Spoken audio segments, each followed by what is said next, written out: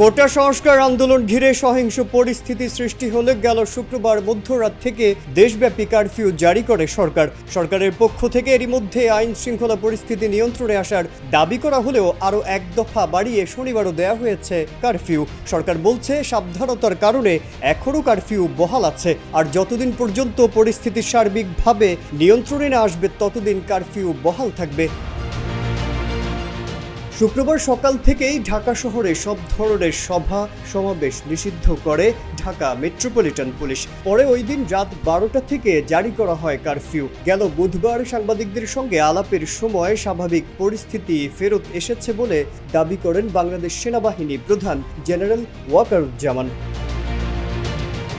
জনজীবন পুরোপুরি স্বাভাবিক হওয়া পর্যন্ত কারফিউ নিয়ে সবাইকে একটু অপেক্ষা করার আহ্বান জানিয়েছেন স্বরাষ্ট্রমন্ত্রী আসাদুজ্জামান খান। শুক্রবার স্বরাষ্ট্রমন্ত্রীর বাসভবনে আইন শৃঙ্খলা রক্ষাকারী বাহিনীর সঙ্গে বৈঠক শেষে এক সংবাদ সম্মেলনে তিনি একথা জানান।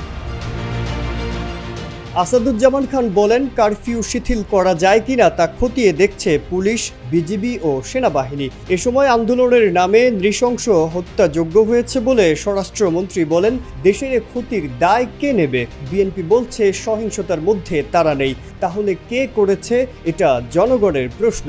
কোটা আন্দোলনের সমন্বয়কদের আটক বা গ্রেফতারও করা হয়নি।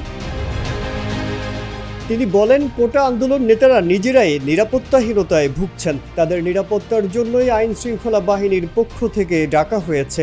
জিজ্ঞাসাবাদ শেষে পরবর্তী ব্যবস্থা নেওয়া হবে। কোটা সংস্কার আন্দোলনকে ঘিরে সহিংসতায় দেশের যে ক্ষতি হয়েছে, বিএনপি নেতারা বলছেন এতে তারা জড়িত নন, তাহলে তার দায় কে নেবে? তা নিয়েও প্রশ্ন তোলেন স্বরাষ্ট্রমন্ত্রী।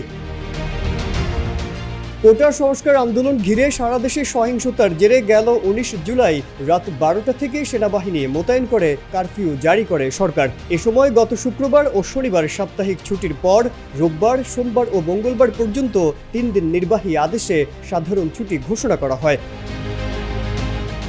প্রায় 17 বছর পর বাংলাদেশে আরেকটি কারফিউ জারির ঘটনা ঘটল। এর আগে 2007 সালে সেনা সমর্থিত তত্ত্বাবধায়ক সরকারের সময় সবশেষ কারফিউ জারি করা হয়। মাজহারুল আলম, কালের কণ্ঠ।